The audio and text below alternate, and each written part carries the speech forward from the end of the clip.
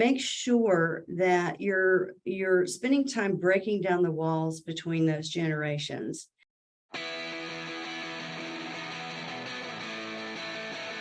Hi, it's John Bernatovich, your host of the HR Like a Boss podcast. Welcome to Season 3. I've embarked on a journey to get to know amazingly awesome HR and business professionals with the hope of finding what it takes to do HR like a boss. If you like the show, please like, subscribe, and share with a friend. On today's show, I'm so excited to have Julie Noonan. Julie was introduced to me by a mutual friend, Nikki DiCarlo, who I know is a friend of many who are listening, and especially to Julie and myself. So Julie, welcome to the HR Like a Boss podcast. Thank you so much, John. I appreciate being here. How would you describe the purpose of human resources?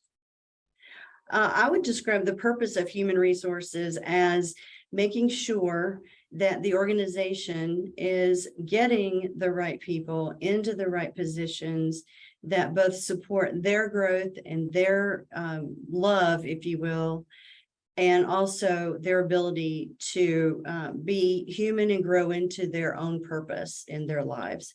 And I think also to support the organization that then can support its people. It's a chicken and egg thing, but I think HR is right in the middle of that, because the most important resource we all have in organizations is the people. I wonder what advice you would have for the HR professional that's trying to drive business results for their organization from their lens and their capacity within HR. One of the things that I have found, especially in the last few years, as the boomers, the end of the boomers, are looking at retirement, a lot of them won't retire. But one thing that I would say from an HR perspective is make sure that you're spending time breaking down the walls between those generations, because I think the boomers still have a lot to leave on the table and to mentor the younger generations as far as leadership, base business skill, experience, etc. And then the younger millennials and the Gen Xers that are coming into power or are already in power, they have a lot of good, innovative, and creative solutions to bring. So I think there needs to be a little bit more of a pairing and a complementary skill set shift between all of those generations in the workforce. I'm really curious, as we kind of shift out of the kind of leadership capacity, another business challenge is this great resignation. I saw a term of it called the big quit.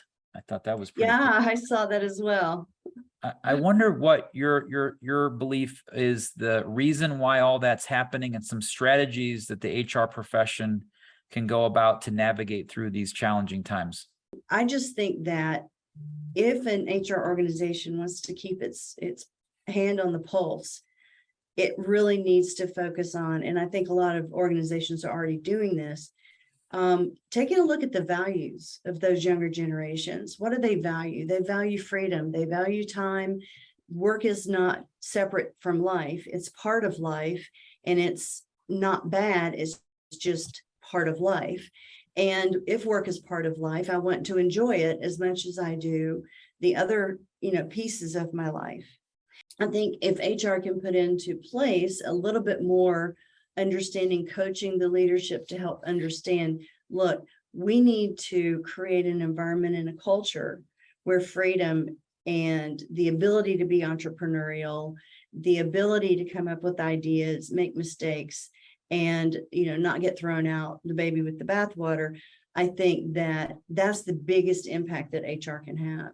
There's got to be some suggestions, some tips, some ideas, some wisdom that you can share to the HR profession about helping the development of leaders and managers. We've talked a lot about them so far in this conversation, and the importance of looking at generational differences within those leaders and managers, but what are some specific suggestions you have for HR to help them develop those individuals? Ooh, one of the things that I would highly recommend, and I hinted at it earlier, is reverse mentoring.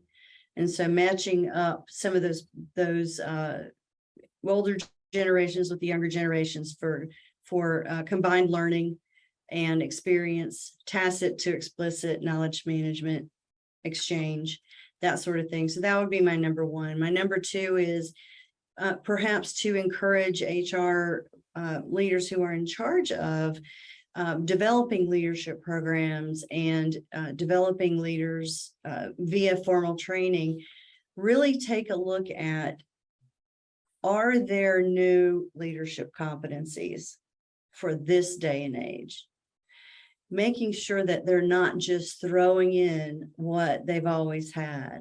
We've always had 36 leadership competencies, and here they are. Well, take a look at those and bounce them up against the values of the newer generations, as well as the new business norms that we have going on today. So for instance, should social media marketing and the ability to understand that whole new dynamic of the marketing spectrum, should that be a new leadership competency rather than just understanding sales?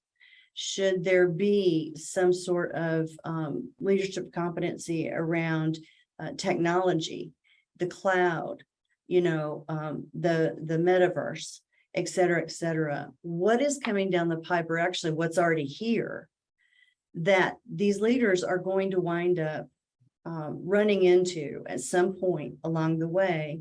And maybe it's more tactical than you would normally consider leadership development. But I think sprinkling in some of that now is going to save them a harsh running into a brick wall later. Now, you mentioned in your comment, Julie, about this idea of reversed mentoring. Now, I can deduct what that means. I'm not as obviously savvy on that as you probably are. Can you give like specific examples of what does that mean to have reverse mentoring between boomers and younger generations? What are the specific things that fall into that? Absolutely. So the special thing about reverse mentoring, and it's not new, it's been around since 1990. Jack Welch of GE actually coined the phrase, but it really has become more popular and has actually been acted on over the last maybe 5 years. And the reason why is because there was a big push for the boomer generation to share their knowledge before they walked out the door, and they had not been doing a good job of mentoring, except for their succession plan, specifically mentoring the new generations into either the industry or into leadership as a competency. And so as the boomers started to retire, and we all saw it coming, which is the funny thing, we started talking about this great generation that was going to walk out the door, and how do we keep their knowledge? So in my reverse mentoring program, I take an executive coaching / mentoring approach. And what I do is I actually get executives from all over, 5 to 10 of them in a cohort, and I pair them up with younger generational people who are high potential and need mentoring. What happens is we have a kickoff meeting, I explain the rules, and they get together, and it's a collegial pairing of information sharing. The boomer will say, here's what I would like to work on with you. The extra or millennial or Gen Z will say, here's what I would like to work on or learn from you. And they have their meetings, and in between, I coach the executive to absorb what they are learning, and how can they then leave what they're learning as a legacy, both in that mentee as well as in their company. Well, Julie, the book is called HR Like a Boss. You're on the HR Like a Boss podcast. I get all of my guests out of the show with this very last question of, how would you describe someone that does HR like a boss? I would describe an HR like a boss person as someone who is side by side with their business partners, who understands how the business works, how the business supports its community, how the business makes money for its shareholders, and or if it's a private company, for the owners of the company. Someone who understands how to apply human resources against the mission of an organization and make it something that is an enjoyable, fulfilling, purposeful for all involved. Yes. Julie, that was awesome. Thank you. I really It's enjoyed been a having you on the show. time. I've loved this. Thank you so much for having me, John. Thank you for listening to the HR Like a Boss podcast. If it resonates with you, please leave a rating or review, or better yet, subscribe and share with a friend. Until next time, let's continue to aspire to do amazingly awesome HR.